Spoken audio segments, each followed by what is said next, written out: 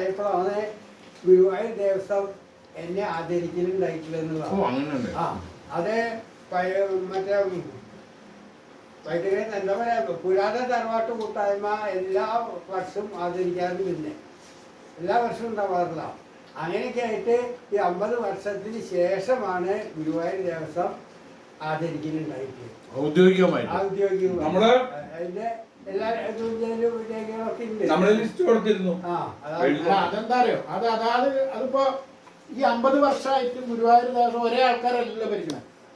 ഭരണകർത്താക്കൾ മാറി വരും. അപ്പൊ ആ സമയത്ത് ഉണ്ടായിരുന്ന അവരുടെ മനോവികാരം അല്ലെങ്കിൽ അവരുടെ കാഴ്ചപ്പാടാണ്. അതുകൊണ്ട് അതിന് മുമ്പുള്ളവരൊന്നും അങ്ങനെ ഇല്ലാന്ന് പറയാൻ പറ്റില്ല. അതുകൊണ്ടായിരിക്കാം. അത് എന്റെ രേഖാമൂലമുള്ള അവര് അറിയിക്കല് അതിന് പ്രധാനം ഉണ്ടായി മാത്രം. അങ്ങനെയാണ് അത് ഉണ്ടാവാനുള്ള കാരണം. അല്ലെങ്കിൽ പിന്നെയും നീണ്ടു പോകും.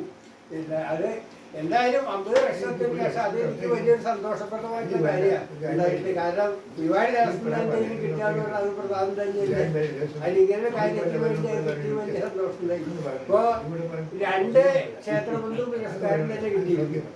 ഒന്ന് മമ്മിയുടെ ആദ്യം നടക്കുമ്പോൾ, രണ്ടാമത് അഗ്നിപാതോടനുബന്ധിച്ച് അയ്യപ്പഭക്ത സംഘം, അതും ക്ഷേത്രബന്ധു പുരസ്കാരം 2 പിന്നെ വാഴക്കുളം പുരസ്കാരൻ്റെ, കുട്ടനമ്പൂരി പുരസ്കാരൻ്റെ 4 പുരസ്കാരം ഭഗവാനോട് കിട്ടിയിട്ടുണ്ട്.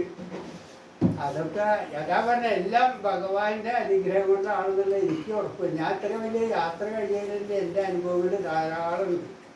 എന്തുകൊണ്ട അതൊക്കെ ഭഗവാൻ കാരുണ്യമാണെന്നുള്ള നല്ല ഉറപ്പായിട്ടുള്ള വിശ്വസിക്കാവുന്ന അനുഭവങ്ങളും ഉണ്ടായിട്ടുണ്ട് എന്നുള്ള അതാണ്. ഇപ്പൊ ഇന്ന് ഒരാൾ ഇന്നലെ വന്നിട്ട് ഇവിടെ മറ്റേ എന്നെ കണ്ടപ്പോൾ ഇതും പറഞ്ഞു, പട്ടത്താക്കിന് വീണു പറഞ്ഞു, ആ ജ്യോതിർലിംഗങ്ങളെ പറ്റിയിട്ട് ആർക്കും അറിയില്ല.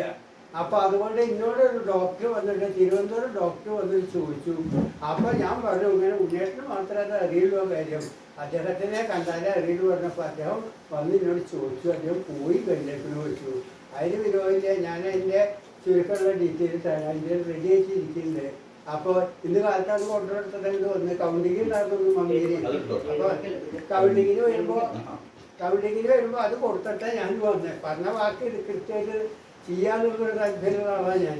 അപ്പോൾ അതവിടെ പേപ്പേഴ്സൊക്കെ അവിടെ കൊടുത്തിട്ടുണ്ട്. അപ്പോൾ അവർക്ക് വരെ ആവശ്യവും താല്പര്യവും ഉണ്ട്. ആവശ്യക്കാർക്കാണ് പാത്രത്തിൽ ഭിക്ഷ കൊടുക്കുക എന്ന് പറയില്ലേ, അതേമാതിരി ആവശ്യക്കാർക്ക് എന്ത് കൊടുത്താൽ അതിന് വരണ്ടാവും. ദാഹിക്കുമ്പോൾ വെള്ളം കൊടുക്കുക, വിശക്കുമ്പോൾ ഭക്ഷണം കൊടുക്കുക, ഇതിനൊക്കെ പ്രാധാന്യമുണ്ട്. തക്ക സമയത്ത് കൊടുക്കുക, അത് ഉപയോഗപ്പെടുകയും ചെയ്യുക. അതിൻ്റെ രുചി വ്യത്യാസങ്ങളും ഉണ്ടാവും എന്നർത്ഥം. അതാണ് ആദ്യം നിർത്താം. എനിക്കൊന്നും